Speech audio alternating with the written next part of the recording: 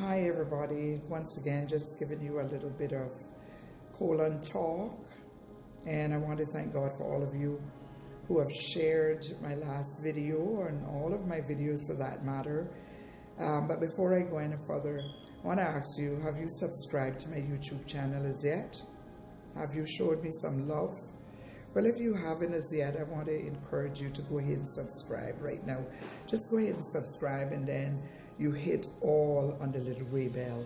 And if you have subscribed already and you have not hit all or hit the bell at all, go ahead and do so now. Just hit all and so that you never miss a live broadcast or an upload or anything like that.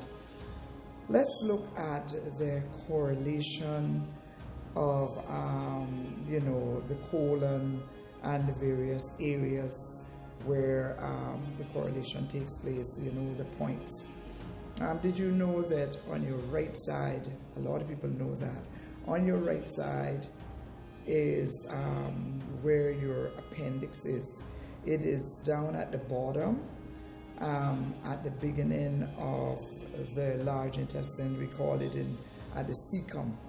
There's a little pouch where your colon begins after the small intestines empties into large bowel. We call the large bowel the colon, and there is a little valve there called the ileocecal valve. That's where the ileum ends, you understand? And it's the ileocecal valve. That valve opens once the small intestine has absorbed or taken out whatever nutrients it has to take out. Then the waste is what goes in then to the large bowel through the ileocecal valve. And then at the beginning of the large bowel, or we call the colon, is a sac called the cecum. And that's where, when stuff is dumped into the cecum, it mulches it and takes out whatever remaining might be there, whatever water is there, and all that kind of stuff to send back then to the bloodstream. And so your appendix is right at the bottom of the cecum, right? Now there's a little valve there also, and when there's constipation, there's a lot of stuff impacted in the large bowel. It is a possibility that something could squeeze through and go down into the appendix. That's why you hear them say, well, if the appendix bursts, then it could really kill you. And the reason for that is because it would contaminate the bloodstream, and that would be recirculated throughout your body, heading to your lungs, your brains, every part of you. And so that's why it's important that you prevent constipation, especially when we lead into chronic constipation. You understand? I mean that you don't go sometimes 5 days, 7 days. Some people don't go at all, like a week and a half, 2 weeks. And if they do go, it's just a little bit, and lumps, hard lumps, and you end up straining, and then after a while then you end up then with what you call piles or hemorrhoids, because you damage the internal hemorrhoid, and then coming out because of the straining and the hardness and the size of it, then you damage internal and external hemorrhoids. All right, so I just wanted to share that with you, that you understand the danger of waiting until you're constipated. Did you know that you could be constipated and you're seeing something like diarrhea? Yes, and that's because the stool is still there impacted, but then the fluid is coming around the stool and coming out as diarrhea, and a little bit of the feces has been softened up, and so that begins to come out too. So you have this thing like diarrhea, but constipation is still there. You know that it's there, and then you'll have this bout of diarrhea for a day or so, or for a couple of minutes, and then you're going back to where you're not passing in the stool at all again.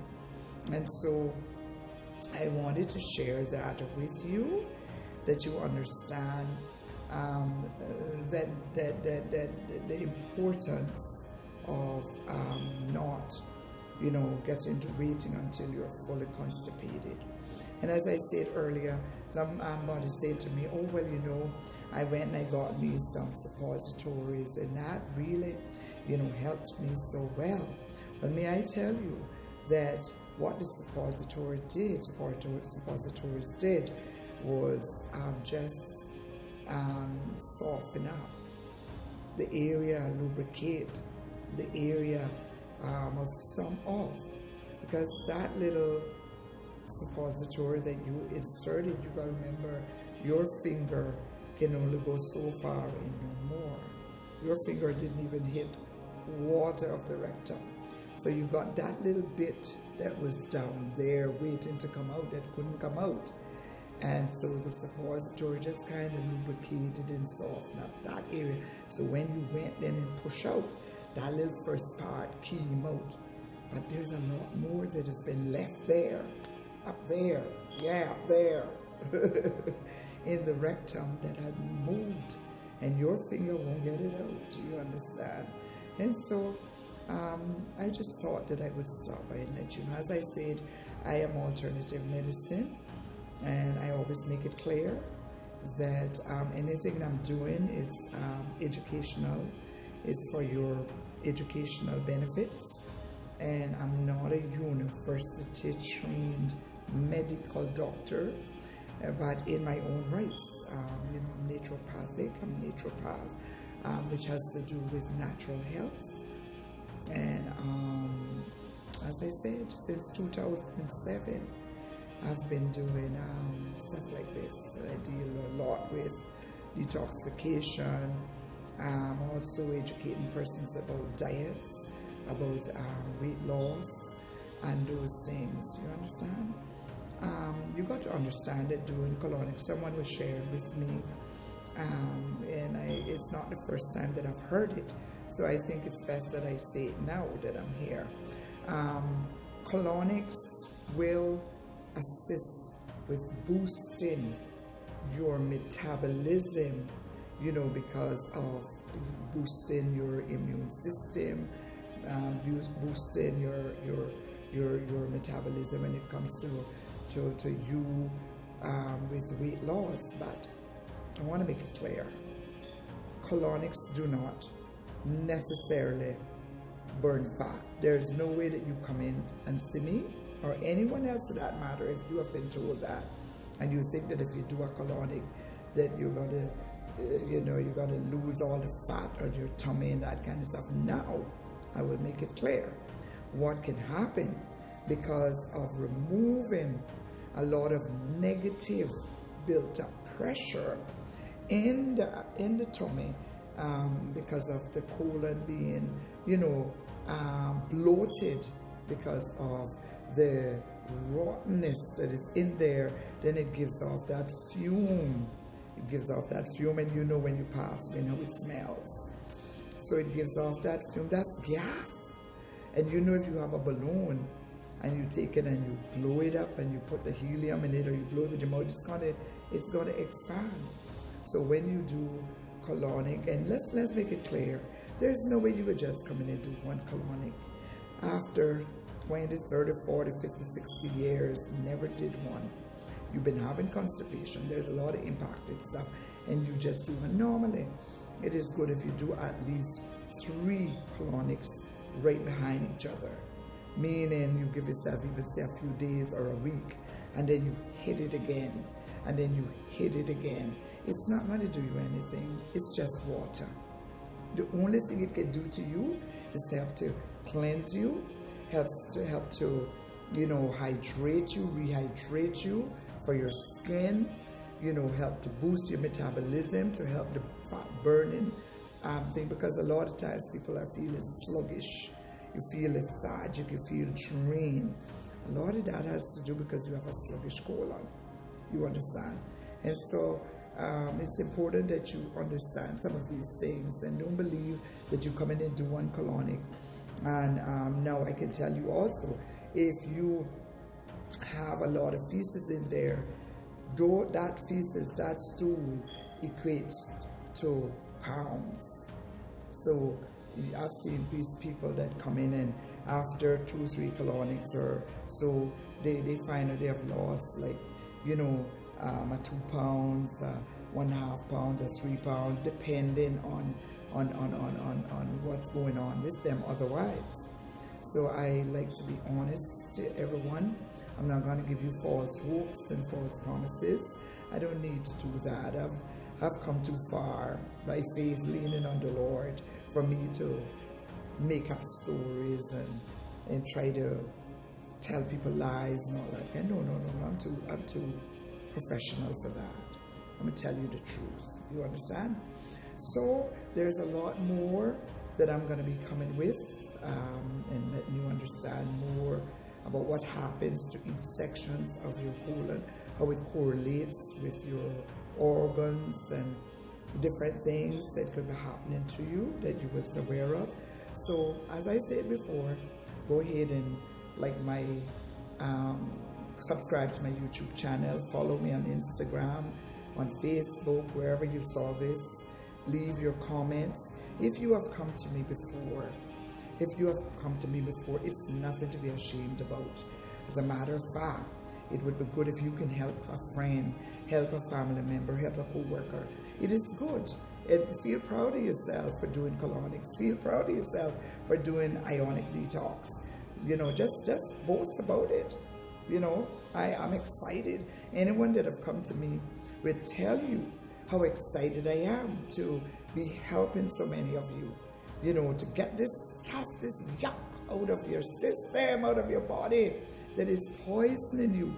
No wonder a lot of you having so much ailments and can't sleep and having so much skin issues and all that kind of stuff and hairs and nail problem and all those kinds of whatever is happening on the inside is going to finally one day start to reflect on the outside, in one way or the other. Some people have developed all kind of diseases, and it all began because of constipation, because of toxicity, systemic toxicity. When we talk about systemic toxicity, it means the whole system, all of you, is now full of toxins and is now suffering from severe toxicity. All right? So I just wanted to share these few pointers with you. And from time to time, I'll be back with some more stuff. Go and subscribe right now so that you never miss it. Share the videos. Share them. You can't force nobody to come take care of themselves. Thank God you're doing it. You understand? Don't forget, one colonic alone cannot do the whole thing. You will never hit the whole colon with one colonic. Don't make nobody fool you. The colon itself is roughly approximately about 6 feet, 5.5 to 6 feet. So there's no way you're going to come in and just hit. A lot of times when people come in, and especially if they have not been doing it on a regular basis, a lot of times they have just hit the rectum and the descending colon area, because you must remember there's a hump called the sigmoid colon, and you got to go over that hump before you can start to attack the descending colon. So bear in mind, the colon is divided into 3 sections. Starting at the right, you have your ascending. Then you go across the hepatic. You have to go across the hepatic flexure. That's under the liver.